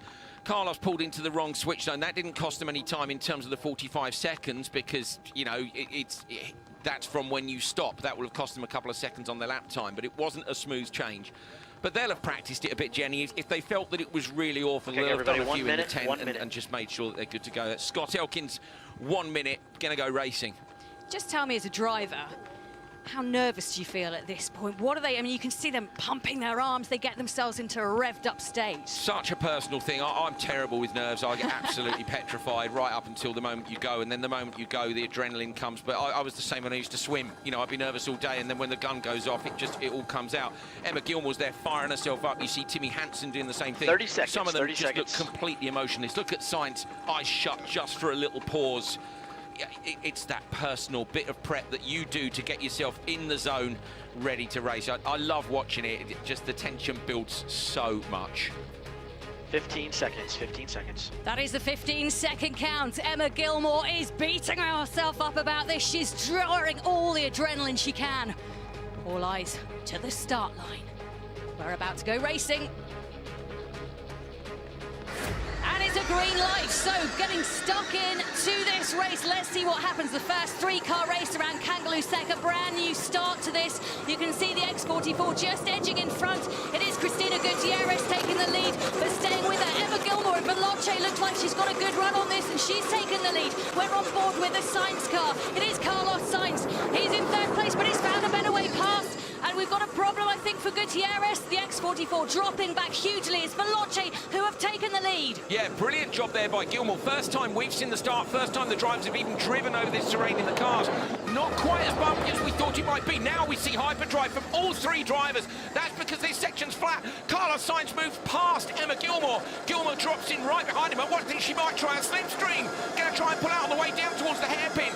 It's such a long run. Gilmore's late on the brakes now. Sainz, though, has got the inside line. Gilmore might try and cut back on the exit here. Can she get past before the narrow section? Dirt flies up over the screen. Wow, the three of them really close together as they come into the tight, twisty section. You can see the Veloce car all over the back of the Acciona sights, but there's no way through it this section. Oh, hard on the brakes for Veloce. They've made a mistake there for Emma Gilmore. It's allowed the car for X44 to really close up, but they've done nothing with it. This is great for the Sainz team. They've managed to pull away. I wonder if the grip levels are really different up there, because that's an uncharacteristic mistake from Gilmore, but also from Gutierrez behind. Gutierrez was right there, and she ran the nose wide again. It doesn't look that much more slippery to us, but Carlos Sainz leading out front. Jenny, we were wondering where was everyone going to use the hyperdrive. I think we've had our answer. They all hit the button within about half a second of each other. After the bumpy start section, it's the long, fast section down to the hairpin. But, oh yeah, standing water. Look how much water there is. There wasn't there yesterday. So overnight, they've had a lot of rain, and you can see it's enabling the cars to try and actually battle each other by that lake. So tight and twisty. Again, out in front, it is the Sainz car. Look, they're growing that lead all the time, and I think actually the X44 car keep being held up a little bit by Veloce right now. Yeah, definitely. Gutierrez is trying to find a way through, but we said yesterday, you cannot pass it. You shall not pass. There is no way through. Cut to the inside line. That was what a number of the teams were doing yesterday. We can definitely see that the sand is a bit damper, and that there's some mud around the side of the lake there. Cars looking a little bit more sideways. Visibility slightly less. Now we come down the sandy section. They need to not let Carlos get too far away from them, because obviously they want to give their drivers the best chance possible to try and chase down on the second half of the run. I still think, Jenny, you might as well hold on to that hyperdrive. I think the fact that, look how close they are together here. You could end up with three cars close together. If you'd held on to your hyperdrive, you'd be looking to make a pass on one of these flat sections down here. So the other teams would be looking at this and analysing, could it be an option? Rain pouring down at Kangaloo Stack. The team's just coming to the switchback, and the Russell Glacier is behind them as they start going through this very bumpy session. There we go, as we pull out, you can see the glacier, the reason we're here, the reason Extreme E came here to look at that and the whole ice sheet, the impact that we're having on Arctic and global warming. But you can see Sainz, the Acciona team, out in front at the moment. Veloce, then X44. Yeah, it's mud, isn't it now? Up at the hairpin, there was mud rather than gravel for the first time. Looking back from, are we looking back from Sainz's car? There's a bigger gap now. So where has Gutierrez gone? Gutierrez, I think, has got a problem. Veloce have gapped X44 big time, unless she just had... Where would she have made up that time? We didn't see that. So there's a big gap now between Veloce and X44. Looking at X44, there's no issues, no punctures that we can see.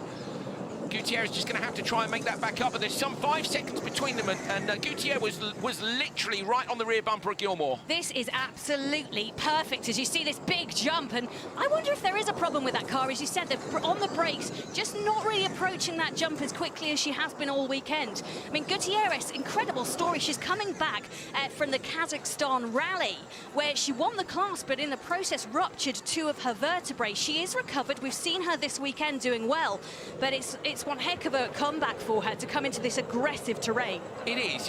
She's going to be getting battered in the car. She will be fully medically fit. She'll have had to pass a medical to get back in the car, and there's no way she would have done it. There's no way the team would have allowed her to do it. It's a big gap, look, between Sainz and Gilmore. That's gone up by about a second, but it is maintaining at 5 seconds now between Veloce and X44 as they cross that plane back in. This is the area where I think you could use the hyperdrive, as I say, to make a pass, but I don't know, maybe they'll all be aiming to be out front. Look at this, on board with Sainz now, moving the car around, sliding into that long left-hander as he comes up towards the end of the lap. Look, Jenny, I think there would be a difference to grip levels now for the first time this weekend, just with the amount of dampness there is down there in the soil and in the sand.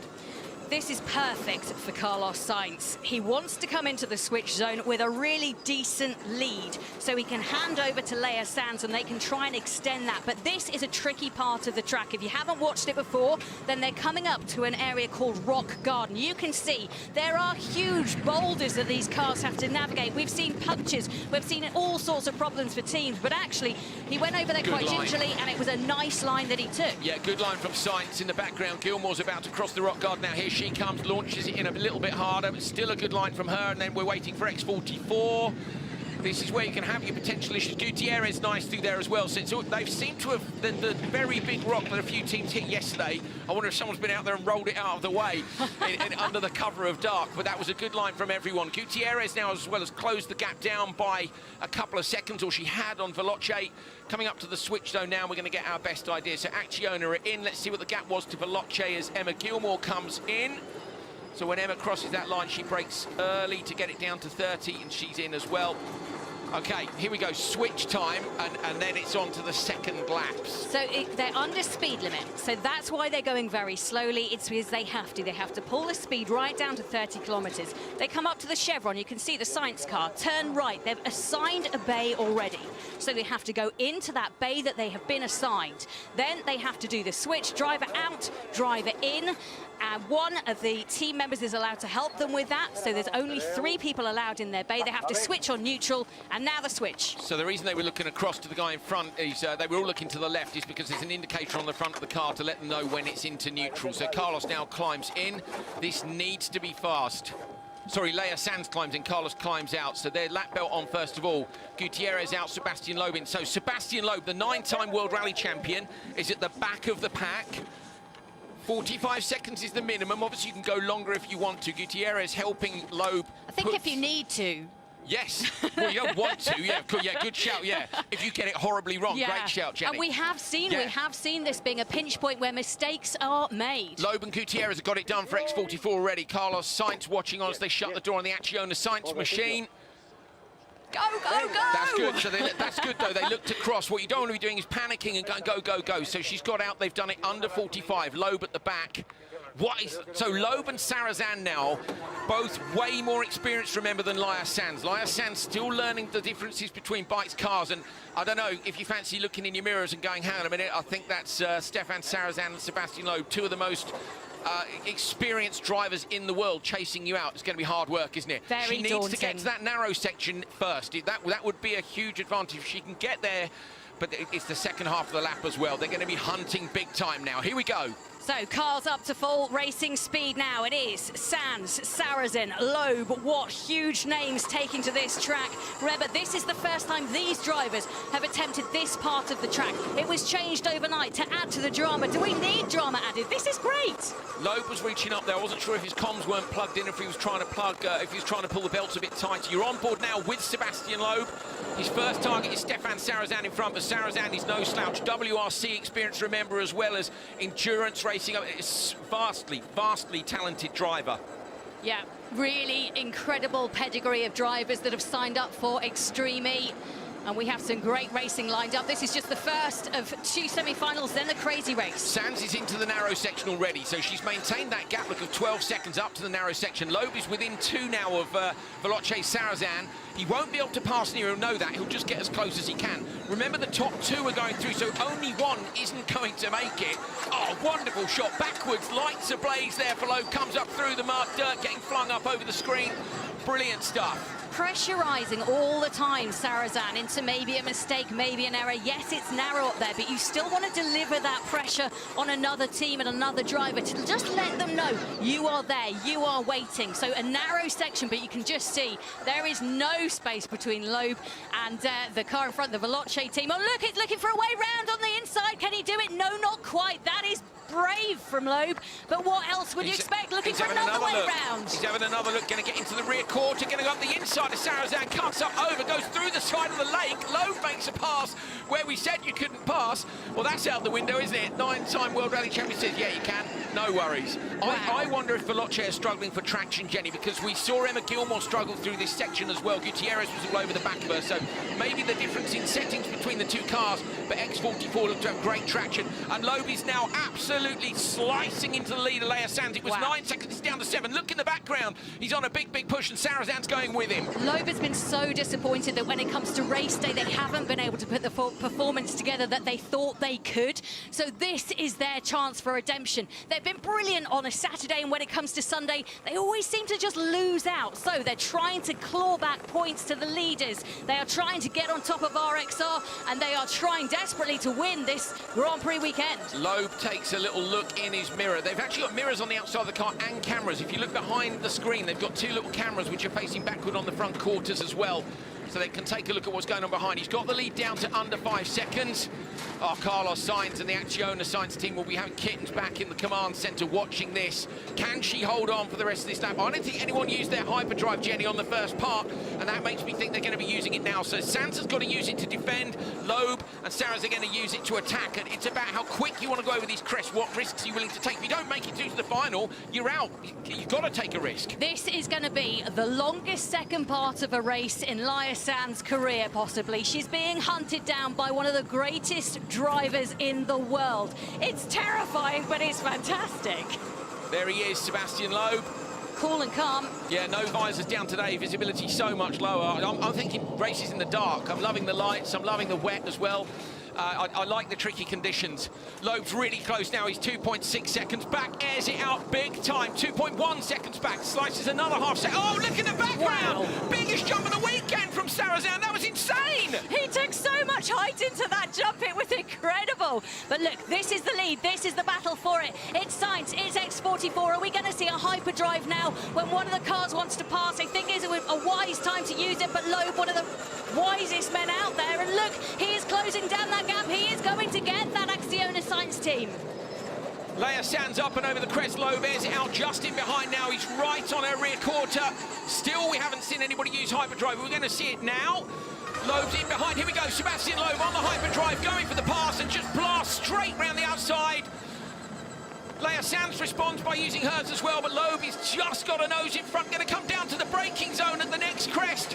Who's going to be latest for it? Loeb might move across and try and block her on the line. Brilliant move for X44. Acciona Sainz there. How far back of Veloce? Yeah, they are, well, how far they're closing at the moment, are they? We're just having a look. Look, 3 cars comes through X44, Acciona Sainz, Veloce Racing. They are so close. And what's going to happen here? Because we haven't seen 3 cars really aggressively racing. They don't want to be side by side when it gets to the rock garden. That could be disaster for one of them. It couldn't be closer as we come up to the end of this race. Back end of the car kicks up now for Acciona Sainz. X44 leading, coming up to the rock garden.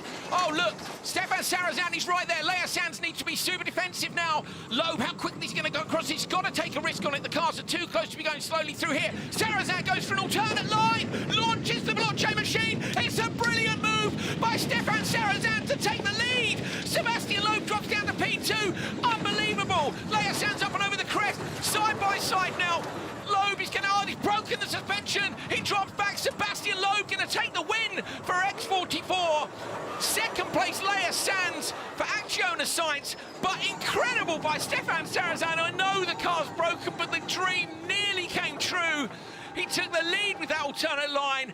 What a semi-final. Oh, he had to try it. He was in 3rd place. The only option for him was to try something different. Yes, it didn't work. You can see Emma Gilmore, his teammate in the background, disappointed. Whoa, that was absolutely brilliant racing. It's what we hoped it would be. X44 take the win. Wow. Best race of the season, calling it. Sorry, that's it. So far. You can, yeah, so far. I'm fired up. Now I'm fired up. Absolutely brilliant. So hopefully that's given you an idea of what you could expect. That's woken me up. A little bit of drama. Yeah, brilliant. Absolutely brilliant. Sarazan at the minute is my hero of the day for the enormous jump in the back. You remember the flight that they did earlier on over the glacier? Sarazan did his own flight over the glacier there. That was mad. It was madness. He was unlucky as well, really, because it was 2 huge boulders. If he'd been slightly to the right, he could have missed them both. And I think it's a strategy that could have paid off. It didn't for him, unfortunately, but as you say, nothing to lose. And this battle between Sarazan and Loeb, oh, it makes your mouth water. It does. We saw, Loeb had a look. That move's not on, but the move next to the lake definitely is. The thing is, the other teams will have seen this. Look at Loeb. He's got the car lined up. He knows it's on. There is a lump on the inside, but it cuts inside it. And then by running the nose wide, it doesn't matter that he's compromised his exit because Veloce can't get past. Sarazan can't find a way through. So absolutely brilliant semi-final action, and I can't wait for the remaining races this weekend now. Absolute madness in the first semi-final, just craziness. So we're going to head down to the command centre and catch up with the teams who actually made it through. Brilliant. X44's Christina Gutierrez. Christina, what a fantastic semi-final one. And the performance from your teammate, Sebastian Loeb, wow. For me, it's the best. It's incredible. Share the team with him. It's incredible how read the race. So for me, it's a nice job for the team all the weekend. So we are very happy to be in the final, and congratulations for other team because it was a very nice semi-final one. Brilliant. Good luck. Thank you so much.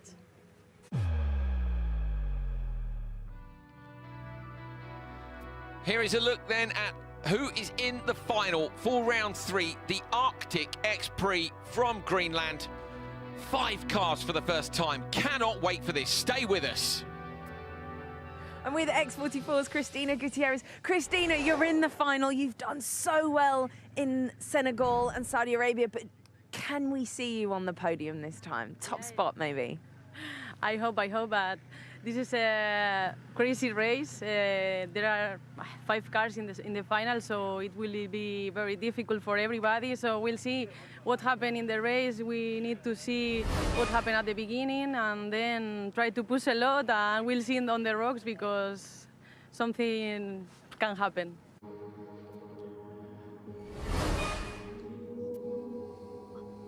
Tension building. So ready for this, and you can see that's how they're lining up. A bird's eye view in the cars with our 5 drivers. Those are the guys who are going to be taking the start line, and the other drivers, a very awkward and uncomfortable watch from the command center where all the action is relayed to them, and they won't miss a moment of the racing until it's time for them to jump in the car. Attention all teams, attention all Extreme E teams. Stand by to start racing at the Arctic X Prix. The final is about to commence. Initialize your systems and prepare to race. Scott Elkins, race director, giving us all the feels here as we get into this. We know a lot's on the line. We've seen 3 car finals, we've seen a 4 car final. 5 now. There's more than half the field in this race looking for a win. So far, nobody's had a win except for Molly Taylor and Johan Kristoffersen. Rosberg Extreme Racing, they're on the far side of the grid, the far left, far right as you look at it. Some drivers here as well. Laia Sanz, of course, in her first final. All to play for. Really is. This is a nervous time for these drivers. You can hear 30 seconds is the count on the clock. Look how far and wide that start line is. My word, this is building beautifully. So, 2 laps. 15 seconds. 1 lap for the male driver, 1 lap for the female driver. For Rosberg X Racing, it's Molly Taylor. X44, Sebastian Loeb. Acciona Sainz, it's Laia Sanz. JBXE, Kevin Hansen. Andretti United, Katie Munnings at the wheel for the first stint. There she is. They're all looking for the green light. 5 cars then on the run down to the first corner. What's going to happen here? Far left-hand side of the grid, Andretti United. It's very bumpy there. Contact already between JBXE just getting into the rear corner. It looked like Acciona Sainz. Acciona Sainz dropping back. X44 and RXR side by side. The car's bucking up and down. It's so bumpy on the run down here. Sainz is at the absolute back of the squad. The Acciona Sainz car into turn 1 up the inside line. It's Katie Munnings on the far right-hand side. Munnings uses her hyperdrive now. Takes the lead. Katie Munnings has taken the lead here. Molly Taylor for RXR coming in, trying to make a pass on the run down towards the first corner. Big braking zone down here now. Up through the middle, Sebastian Loeb for X44. 3 cars wide on the braking zone. Loeb's going to leave it as late as he can, so will Munnings, but it's inside line for Molly Taylor. Surely Taylor can get this from here. JBXE are right there. Acciona Sainz a long way off the back. Now on the brakes. Watch for the wide line and the cutback. Coming around the flag. Loeb runs a little bit deep. Molly Taylor looking 4 cars now into the narrow section. It's going to be Sebastian Loeb who finally gets the whole shot. The exit waypoint 6, contact between JBXE there.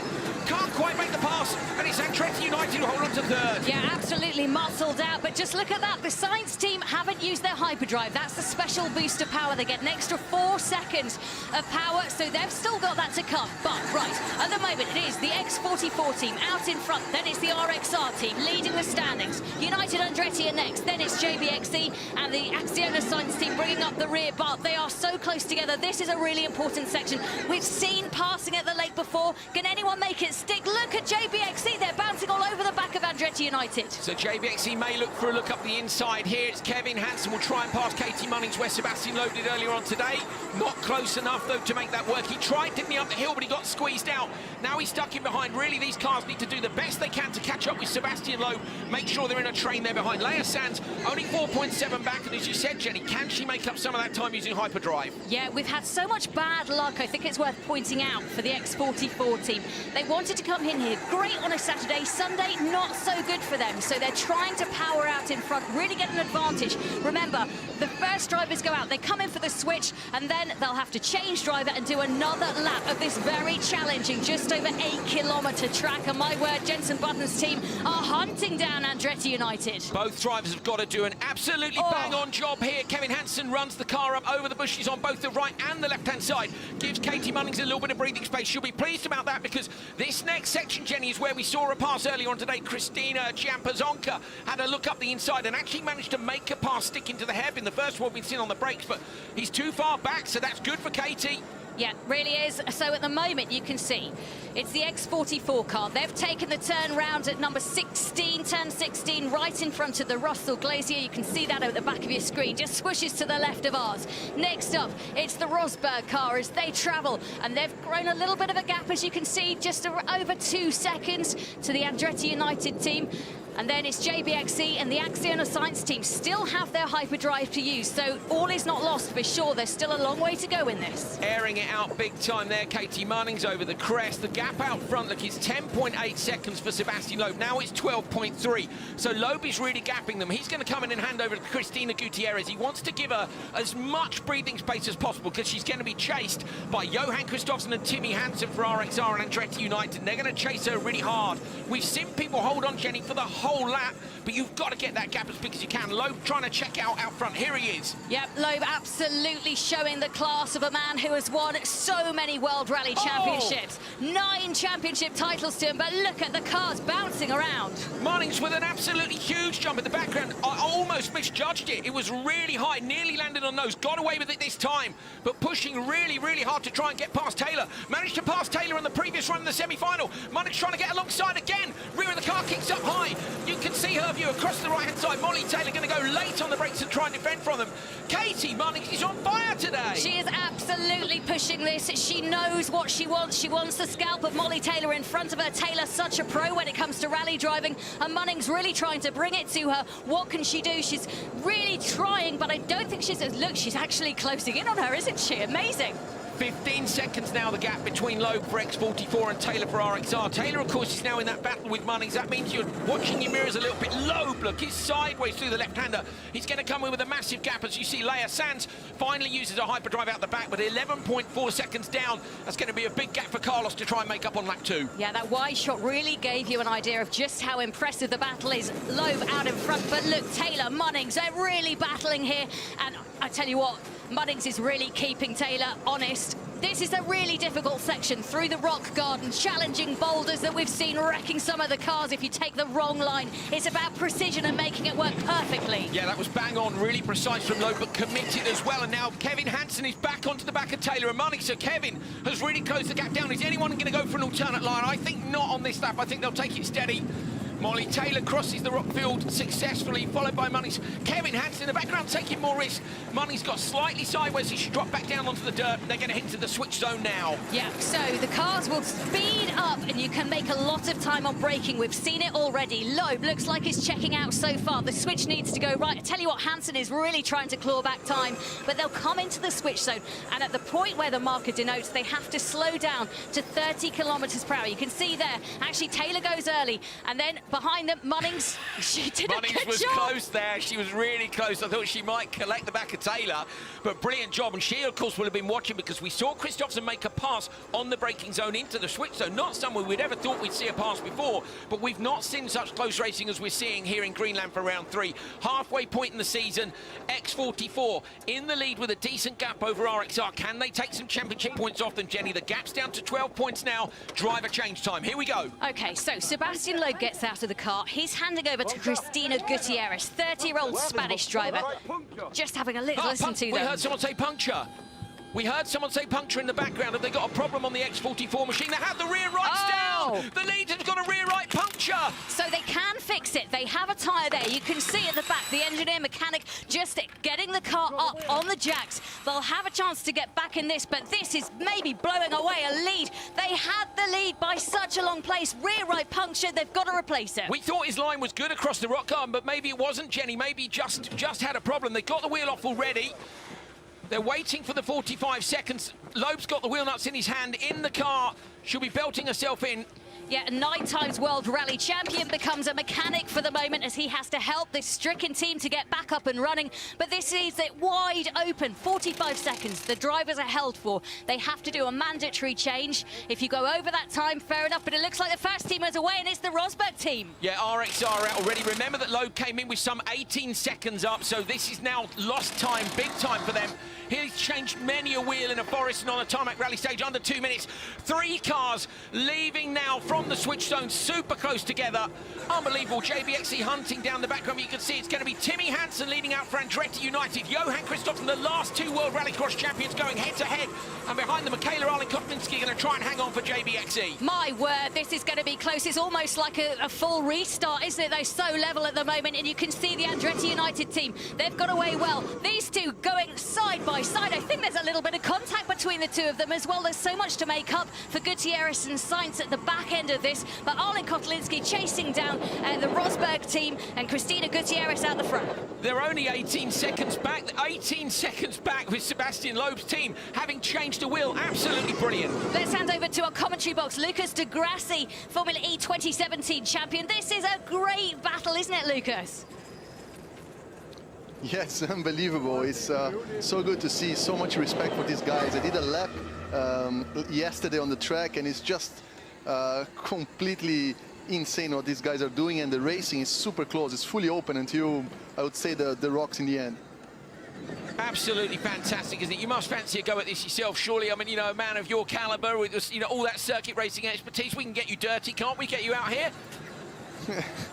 For sure. Actually, after the lap, I was hooked. I said, even said to Alejandro, I'm gonna get a boogie and start training myself. Oh, I love it, Lucas. Lovely to speak to you. Really good, of course, Lucas, the Clean Air Ambassador for the UN and a real staunch advocate of all environmental and sustainable affairs. Okay, absolutely brilliant. Andretti United leading now with Hansen at the wheel. Johan Kristoffersen in right behind, but Michaela Arlen-Kotlinski has gone with them as well. I didn't see if any of them used hyperdrive. I don't think they did. They're going to be saving that, Jenny, for passes down that back section. Really impressed with Arlen-Kotlinski. She's going with 2 of the best rallycross drivers in the world here. These guys are so good. They've done battles so many times. They're battling this year for the World Rallycross Championship as well. Yeah, and just look at the pressure that's coming now in the form of Johan Kristoffersen all over the back of the Andretti United team of Timmy Hansen. And these are people that know each other so well, the driver dynamics. They've raced together for years, and Johan Kristoffersen, he's trying to find a way through, but down that section, you're crazy, aren't you, if you try? Yeah, there's no room there. The lake was the only place that could have passed here. Michaela Arlen-Kotlinski is just going to try and hold on to these two, get a podium for JBXE. If she can do anything, don't forget as well, with them trying this hard, there's a chance of contact, there's a chance one of them tries too hard. You've got to be there to pick up the pieces. At Jonas Sainz, Carlos Sainz has closed the gap down by 3 seconds. He's getting away slightly from Christina Gutierrez. They did that wheel change. Watch now for Kristoffersen. Get a look for a pass. He's going to go out wide. So Kristoffersen knows Hansen's going to go defensive on the brakes now. Watch for Hansen. He'll brake early and take the inside line. Kristoffersen's going to try and get the cut back on the exit. Here we go. Kristoffersen coming in wide and then tight. Hansen might try and stall him up at the apex. Kristoffersen now full throttle on the exit. Can he get past Timmy or not?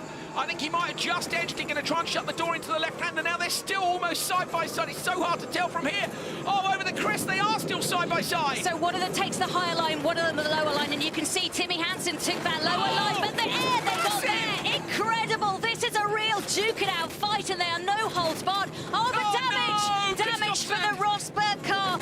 That impact was just too much, took too much of a risk, and I can tell you what, JBXE see an opportunity here. Michaela Arlen-Kotlinski, could she win this? She's going to try and hold on, certainly. We've got hyperdrive down the back. There's no reason she couldn't make a pass down there, but Kristoffersen, that's equal to the Saracen jump we saw earlier on. It was absolutely huge, but it was just a little bit too much. Hansen, the rear end kicks up high. He airs it out. Where's Michaela Arlen-Kotlinski behind? JBXE within 3.8. The rear end of that car is up so high they're having to take risks here now, Jenny. Look how cut up the track is. Just goes to show how much they all want this. Winning the Arctic X Prix means so much to them. The environmental cause means so much to them. This is a race with a passion. Brilliant, brilliant performance from Andretti United. RXR are not going to win for the first time. X44 have had 3 TQs, and again, they haven't been able to convert it. RXR have had 2 wins. Not this time. They've dropped to the back of the pack. Look, Kristoffersson maybe hasn't managed to get going. So is this going to be a first win? Now we see Hansen uses his hyperdrive. When is Michaela Arlen-Kotlinski going to respond straight away? Yeah. I think the gap's just about enough, but we've seen so many problems on this circuit. It's such a hard track. Yeah, it really is. This is a punishing background for any X Prix, and this is the first time we've had any motorsport in Greenland. It's fantastic to see it happening, but I tell you what, Hansen and Munnings, the pair for Andretti United, fancy this. They fancy taking home this title and pushing on in the championship. This will give them a huge amount of points. I mean, what? You've never had a motorsport event in Greenland, and this is what Extreme E brings you. I don't think it's a bad debut. Yeah, absolutely. They're having cracking stuff. So you can see Arlen-Kotlinski around 4 seconds behind the lead car at the moment, trying to hunt them down. And then you have got the 2 other cars of Sainz and X44, and at the back is Kristoffersson in the RXR-stricken car. But we're coming down around to some of the final moments of this X Prix. And if you look, it is Munnings and Hansen, the pairing. And they are coming towards the rock garden. Over they go, JBXE as well. But this is the moment. This is the battle for the Arctic X Prix. This is a battle and a challenge for the championship. Munnings has done a great job to set up what is a fantastic win for Timmy Hansen. He looks to come across the line. They have smashed it out of the park. Congratulations to them. Andretti United win. A fist pump for Timmy Hansen. They collect 25 points. They are delighted. Well done. Absolutely brilliant. Munnings has raised her game this week and taken it to the championship leaders. You saw the battle on lap 2. Look at this! Airing it out sideways over the back there. Gutierrez trying to find it. They're still side by side now. This is on for P4 and P3 and P4. Well, who got it? Acciona Sainz got it. Oh, it was 0.04 of a second between Acciona Sainz and X44. Gutierrez nearly got it with a jump at the end. Incredible racing. What a battle, what a battle. X44 coming back from a puncture. Rosberg X Racing having that moment which damaged the car. But my word. The pass at the hairpin, they were side by side, remember, from the run in, from the exit. Then they knew, I think, right, okay, we're going for it here. Kristoffersson launched that car, the highest we've seen it go all weekend. Okay, when you do something like that, you're taking a risk on whether or not it'll work out. Unfortunately, this time round it didn't. But an amazing job from Katie on the first lap to bring the car in where she did. Just brilliant. And look at Michaela Arlen-Kotlinski again. So, you know, we've been focusing on Katie and Timmy, but Michaela has done, this is a way faster drive than we've seen from her before. She's got her head around the car now. This championship's really hotting up now. There's so many people on the pace. Oh, look at Arctic X Prix winners, Munnings and Hansen. The first time anybody other than the Rosberg team have won an X Prix, and my word, what a battle it is. They've had an exemplary weekend. Both of them have drived to perfection. Hansen had a technical problem, but they managed to come back from that. And just look, the rippling, the heat, the glaze. Yeah, the heat haze. I mean, it's about cold 4 degrees, but in the distance. Look at what it means to Katie. We saw earlier, Katie said, I felt like I've won. You know what? You have won.